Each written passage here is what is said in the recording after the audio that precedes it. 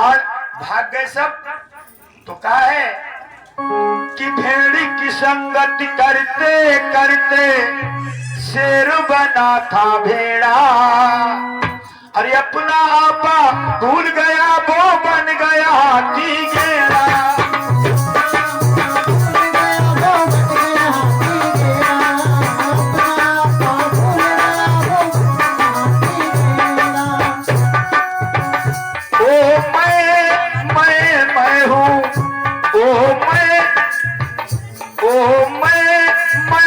मैं हूँ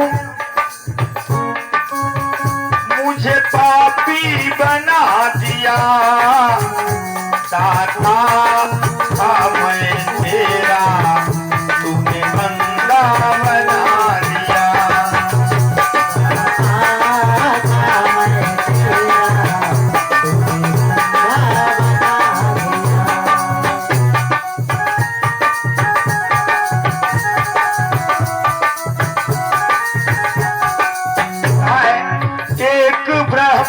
दूजा ना कोई दूजी है सो माया।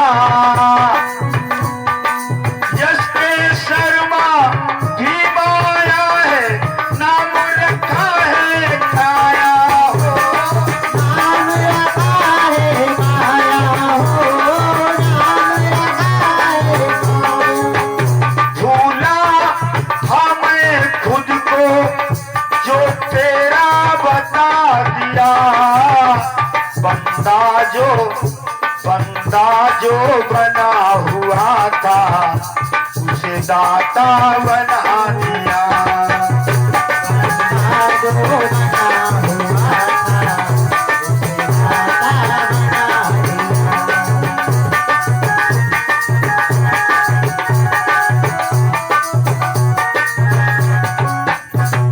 एक सरपंच जी ने कुत्तों को इकट्ठा किया।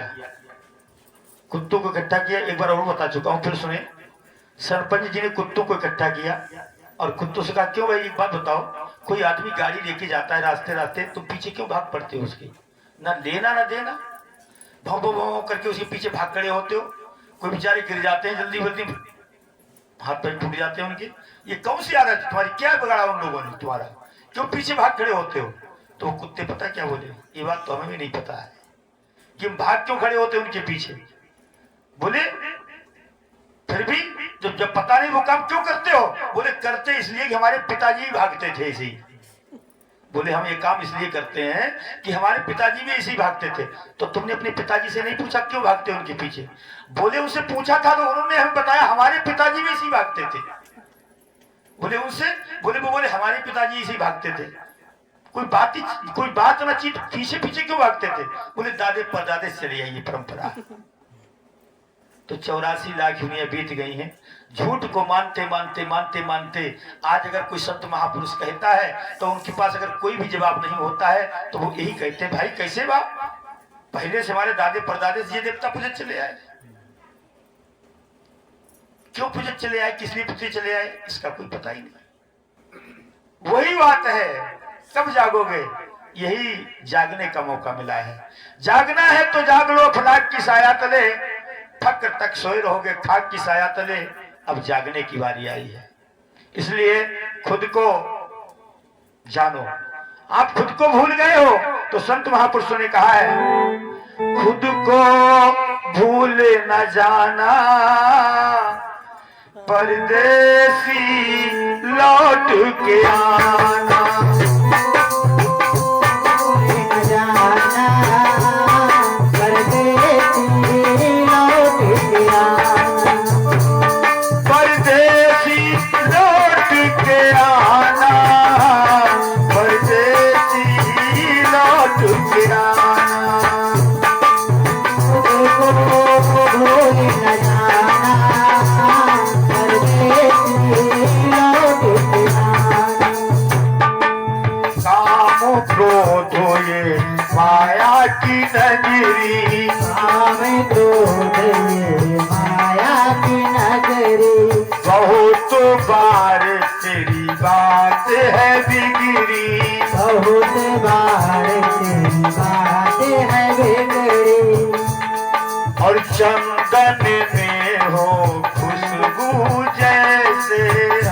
गगन में हो खुशबू जैसे, दूर बंधी श्वासों की जैसे, दूर बंधी श्वासों की जैसे। बात गुरु की कहती है तू अपनी बात बनाना, परदेसी लौट के आना। मुझको भूल न जाना, परदेसी लौट के आना। परदेसी और लौट के आना, परदेसी लौट के आना। मुझको भूल न जाना, परदेसी लौट के आना। और तुझको दुनिया दिखलाई है, मुझको दुनिया दिखलाई है, खूब तेरे मन को भाई है, खूब तेरे मन को भाई है। और इस दुनिया में मस्त हो गया पाकर मस्ती, मस्त हो गया पाकर मस्ती, भूल गया तू अपनी हस्ती, भूल गया तू अपनी हस्ती। और अपनी हस्ती अगर भूल गए तो फिर क्या होगा पता? भवसागर में डूबे किश्ती, भवसागर में डूबे किश्ती, भवसागर में, भवसागर में डूबे किश्ती, चाहे इसे बचाना, परदेसी लौट के आना। मुझको भूल न जाना, परदेसी लौट के आना।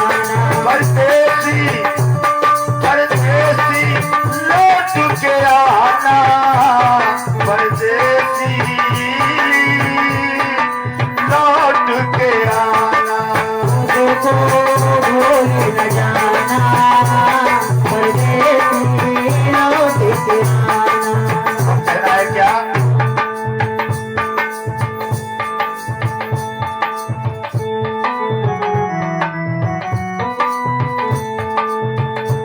और हृदय अपना निर्मल कर ले, हृदय अपना निर्मल कर ले, अब सागर से पार उतर ले, अब सागर से पार उतर ले, अपने गुरु का हाथ पकड़ ले, अपने गुरु का हाथ पकड़ ले। सच्ची लगन लगा सतगुरु से और ओम नाम को जपना, परदेसी लौट के आना। मुझको भूल न जाना, परदेसी लौट के आना। परदेसी लौट के आना, परदेसी लौट के आना। मुझको भूल न जाना, परदेसी लौट के आना। प्रेम सूर्य आनंद कंद भगवान की। जय हो। और ये काम अभी आपको करना है, क्योंकि क्षणभंगुर जीवन की कलिका कल प्रात को जाने खिली न खिली, मलयाचल की सुचमंद पवन, सुगंध समीर मिली न मिली, कलिकाल कुठार लिए फिरता तन नरम है चोट झिली न झिली, भजले हरिनाम अरि रसना, जा अंत समय में हिली न हिली। पता नहीं क्या हो जाए, कोई पता नहीं है। और क्या नाम बता बोल रहे? गुप्त दान, महादान भगवान हमेशा करते रहे कल्याण, क्योंकि है ये गुप्त दान और भक्त जाने जाने भगवान। प्रेम सूर्य लखनाथ भगवान की जय हो। आइए रामचरित्र की तरफ चलते हैं। तो कल की कथा में आप लोगों ने सुना था कि शूर्पणखा के नाक कान कट गए थे। शूर्पणखा जा रही है अपने भैया रावण के पास और कहती है भैया रावण से, भाई दो लड़के उस दंडक वन में आए हैं। हम रहा एक सीता नामी सुकुमारी नारी लाए हैं।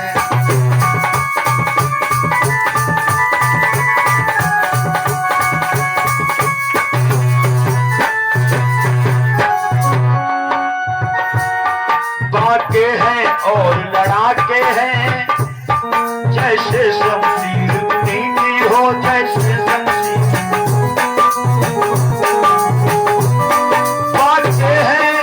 बाके हैं और लड़ाके हैं, जैसे शमशीर नीति हो।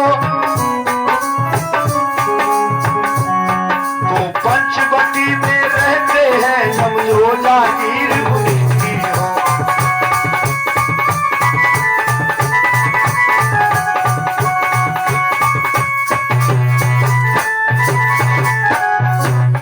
भैया दो लड़के राम लखन इस पंचवटी में आए हैं, उनके साथ एक सुंदर नारी है। मैं उधर अचानक निकल गई, मैंने उस नारी से मिलना चाहा। मैंने सोचा बहला फुसला करके वो नारी ले आऊंगा, तेरे लिए दे दूंगी। लेकिन जैसे ही उसने पता मेरा बूझा, जब मैंने तेरा नाम लिया तो उसने मुझको भी गाली। फिर मेरे कान काट डाले और मेरी नाक काट डाले।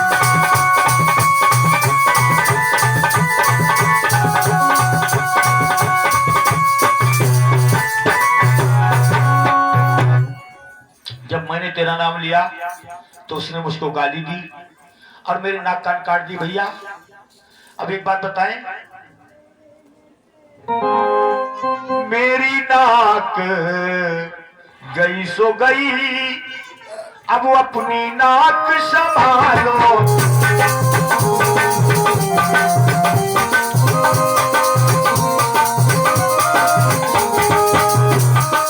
मेरी नाक गई सो गई, अब अपनी नाक संभालो तुम। जग में जब ऊंची नाक नहीं तो नकटा नाम धरा लो।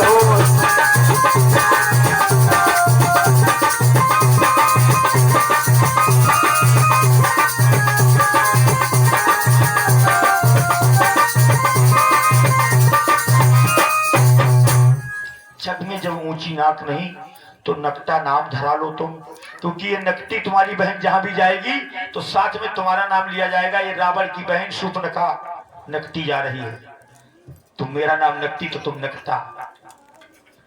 इतनी बात को सुना रावण को क्रोध आ गया।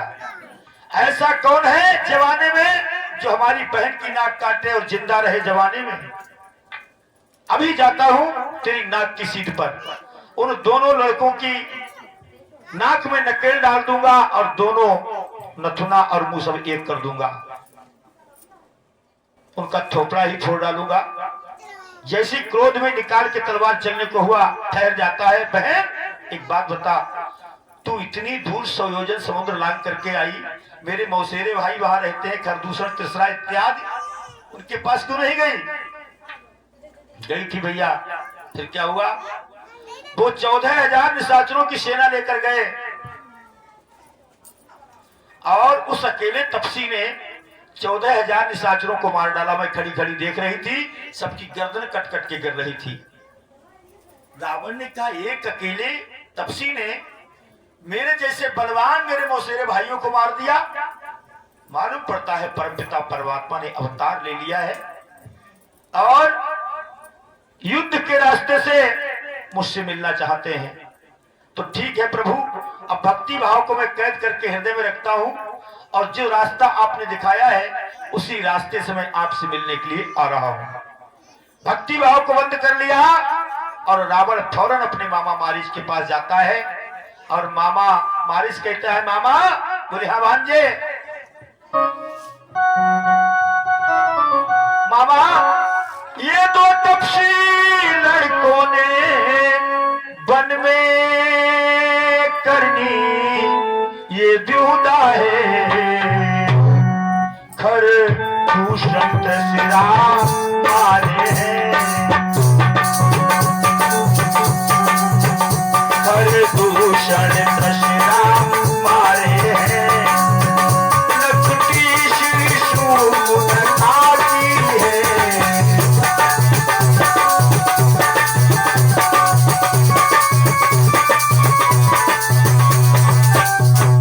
मामा मामा दो तपसी लड़के आए हैं उन्होंने खरदूषण को मार दिया है और हमारी बहन शूर्पणखा की नाक कान काट लिए है इसलिए मामा सुनो बोले क्या तू चल माया का मृग बन जा मैं बाबा जी बन जाऊं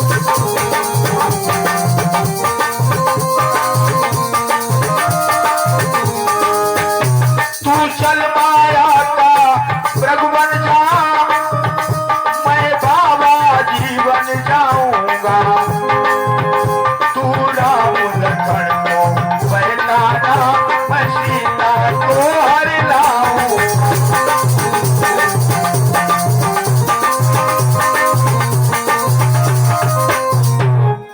तुम माया का मृग बन जाओ मैं बाबा जी बन जाऊंगा तुम राम लखन को बहकाना मैं सीता को हर लाऊंगा मामा मारीच ने जब ये बात सुनी तो कहा भांजे अपने मुंह को बंद कर ले कलेजा पकड़ लिया बंद कर ले अपने मुंह को तूने लिया किसका नाम कहने लगे ये नाम सुनते ही भांजे और जूड़ी सी चढ़ती आती है और वर्षों की फिर छोट पुरानी जो आज उखड़नी आती है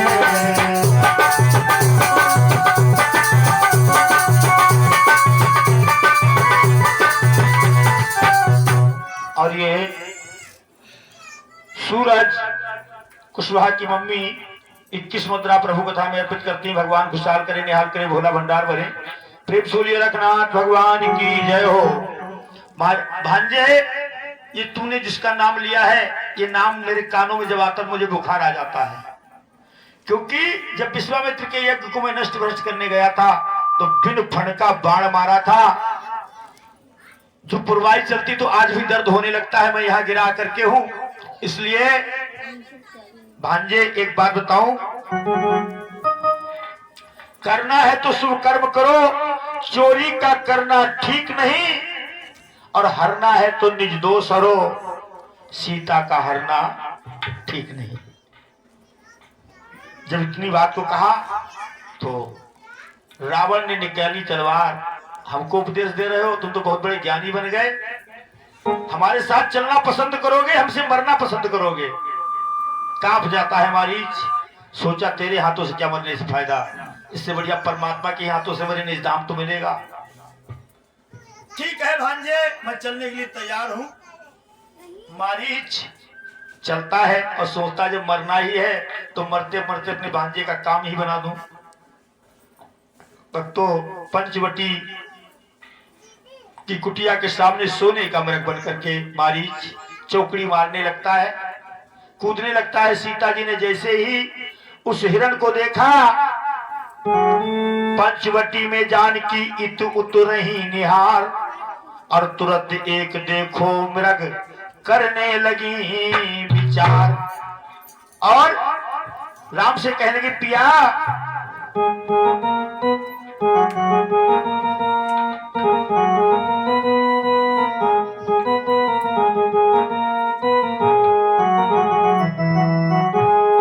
और पिया कितना सुंदर ये मृग है देखो चमड़ी पे नियत मेरी आ गई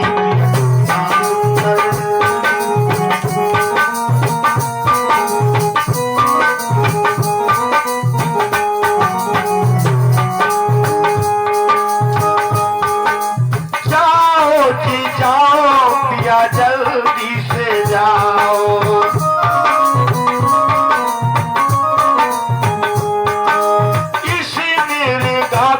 तुम मार गिराओ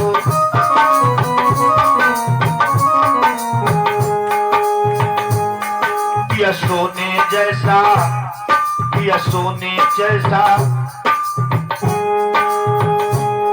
ये पिया सोने जैसा, ये मिरग है देखो, नजर मेरी तो दिखा गई इतना सुंदर।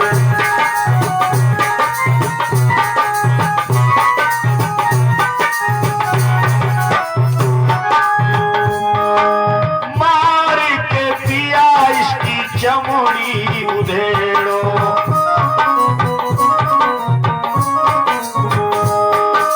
छाती पसली इसकी अलग बिखेड़ो। और पिया इसकी हड्डी पसली को अलग बिखेर दो। जा चमड़ी ते कुटिया को सजाऊं, मन में मेरे तो ये भागी दिया कितना सुंदर देखो।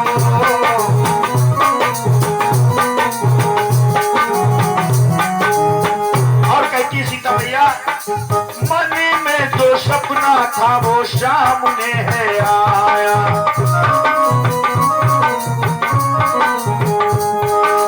ऊपर बाल ने कितना सुंदर बनाया। या जल्दी कर दो कहीं भाग न जाए, जल्दी कर दो कहीं भाग न जाए, मन मानी चाहत मुझको भाग गई। यह कितना सुंदर ये हिरण है देखो।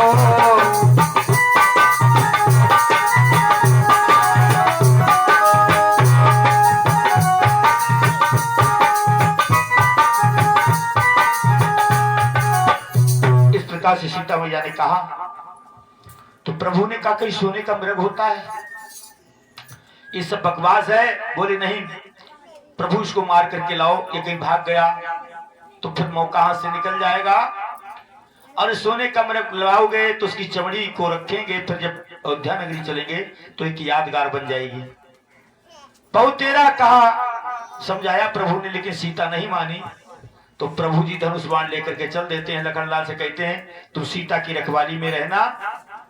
इधर हिरण चौकड़ी मारता हुआ जा रहा है, प्रभु ने कुछ दूर जाकर के उसके बाण मारा और मार के गिरा दिया। जैसी बाण लगा है तो वो माया उसकी खत्म हो जाती है और वो एक राक्षस बनकर के प्रकट होता है, जोर से आवाज लगाता है, हे लक्ष्मण मेरी सुध लेना, हे लक्ष्मण मेरी सुध लेना।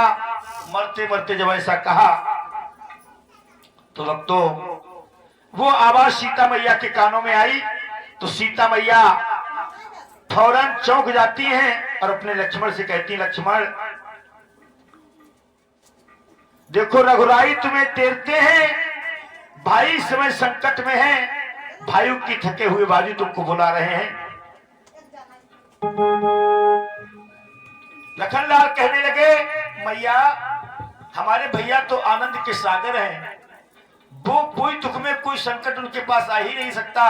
अगर संकट आएगा तो वो भी सुख का रूप बन जाएगा। कहती है सीता, देवर देवर जाकर देखो रघुराई तुम्हें तेरते हैं, और भाई के थके हुए बाजू भाई की बात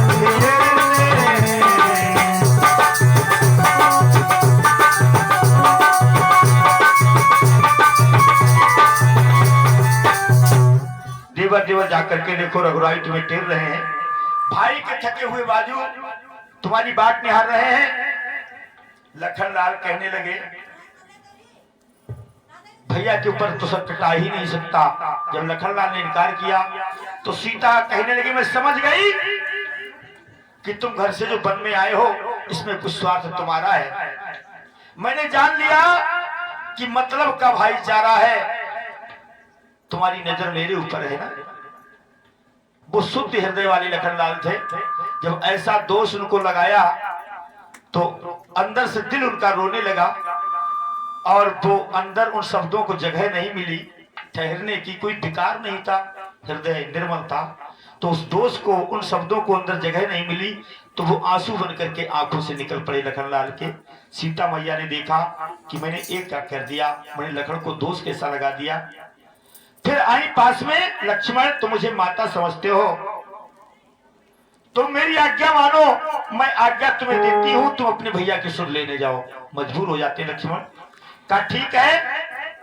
जाते जाते उन्हें इतना रहा विवेक, और सीता के चारों तरफ रेखा खींचिए। जाते जाते कुटिया के चारों तरफ एक रेखा खींची। फिर बोले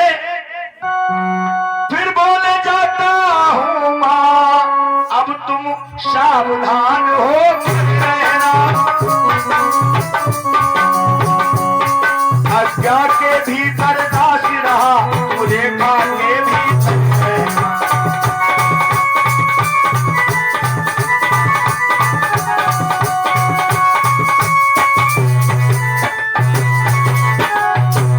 आज्ञा के भीतर दास जा रहा है, तुम मेरी इस रेखा के भीतर रहना मां।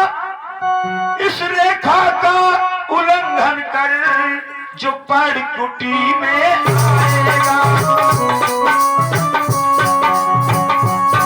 है आन उसे ये लक्ष्मण की वह वहीं भस्म हो जाएगा।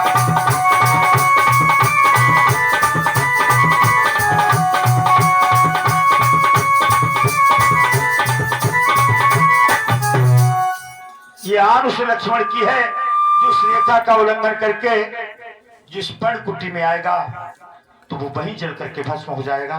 इधर लखनलाल भैया की सुध लेने चले जाते हैं, उधर रावण बाबा का भेष बना करके आ जाता है, गाता हुआ, और धन हर के है तो लगा बाबा, जोगी किए है सदाबा।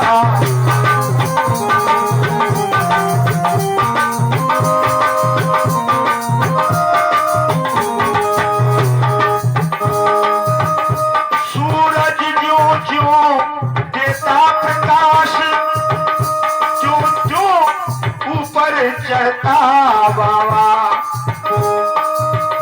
सूरज ज्यों ज्यों देता प्रकाश, त्यों ऊपर चढ़ता बाबा। ज्यों ज्यों उजियाला कम होता, त्यों त्यों नीचे ढलता बाबा।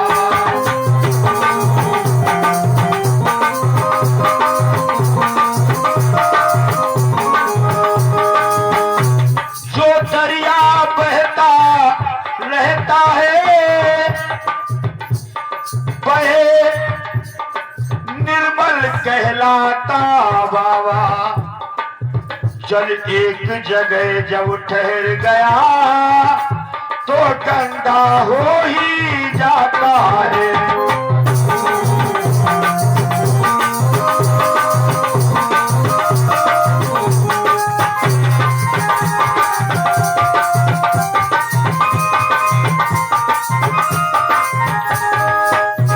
इसलिए द्वारे पर अगर आवाज लगाई, हे माई भिक्षा दे, मर्तबा तेरा आला रहे तो दूधो नहा पूतो फल।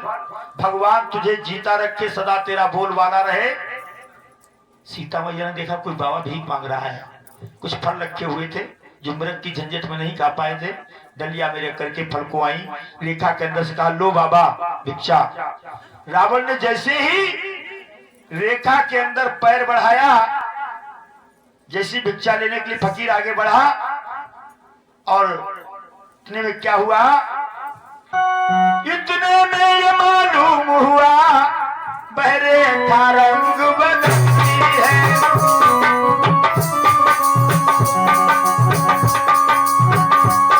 जब आगे पाँव बढ़ाया, जब आगे पाँव बढ़ाया, तो देखा राशि जलती।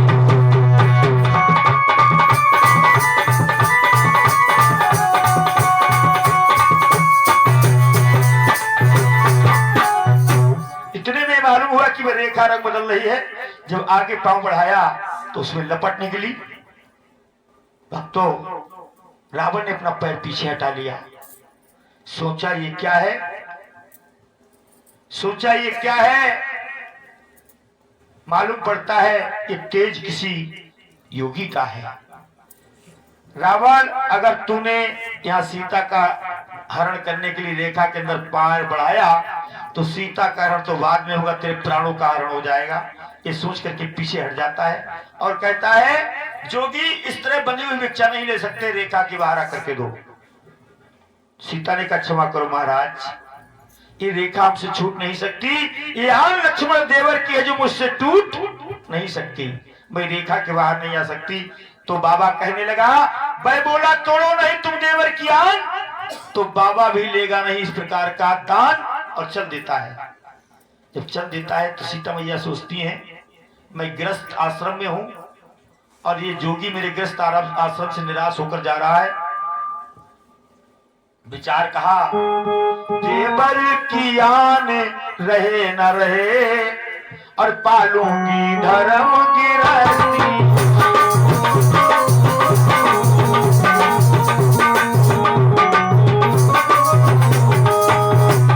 देवर की आन रहे न रहे पालूंगी धर्म गृहस्थी का।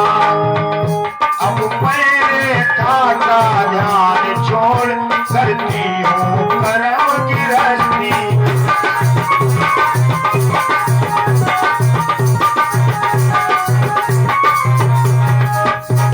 अब मैं गृहस्थी का कर्म निभाऊंगी। फौरन बुलाया, बाबा लो, आज इस कर्तव्य में सीता जी ये भी भूल गई। इस कर्तव्य में भूली सीता इतना ज्ञान कि पहले जांचे पात्र को फिर दे दान। सबको दान नहीं देना चाहिए, दान किसे दे रहे हो उसकी परख कर लो कि इसको हमारे दान की जरूरत है या नहीं।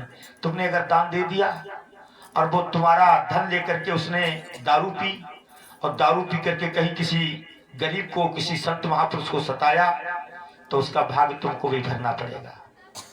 इसलिए भिखारी को सबको भिक्षा ना दें, भिक्षा भूखे को दें। अगर कोई आ रहा है तो भोजन खिला दो, भूख लगी तो खाना खा लो।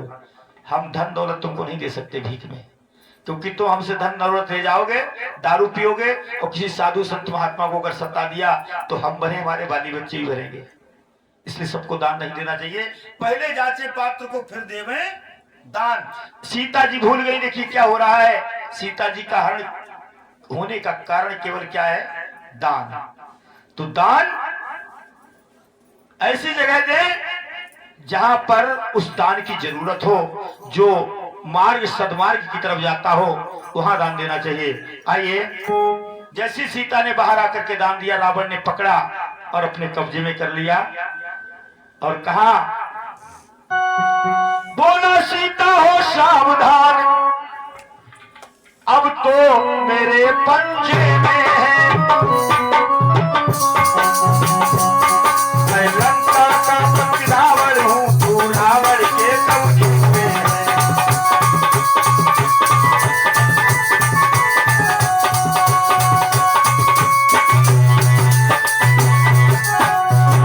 सीता सावधान हो जा, अब तू मेरे पंजे में है, मैं लंका का रावण हूं, तू रावण के कब्जे में है। सीता ने कहा, दुष्ट खबरदार, खड़ा हो जा, मेरे स्वामी आने वाले हैं, जो धनुष तोड़ करके मुझको लाए हैं वो ही मेरे रखवाले हैं। जब लंकार लगाई सीता मैया ने तो रावण कांप गया। मालूम पड़ता है आज शक्ति का अवतार है, लेकिन उस भाव को भी अंदर कैद कर लिया और रथ में बिठा करके रथ लेकर चल दिया।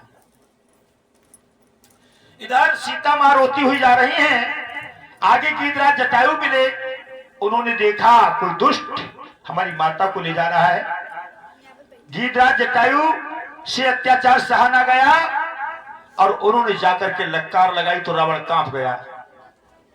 था तो बहुत बड़ा योद्धा, चोर चाहे कितना ही बड़ा बलवान क्यों ना हो, और उसकी जब चोरी पकड़ी जाती ना तो कांपता जरूर है। रावण भी कांप गया गीधराज जटायु की आवाज से, चोंचे मार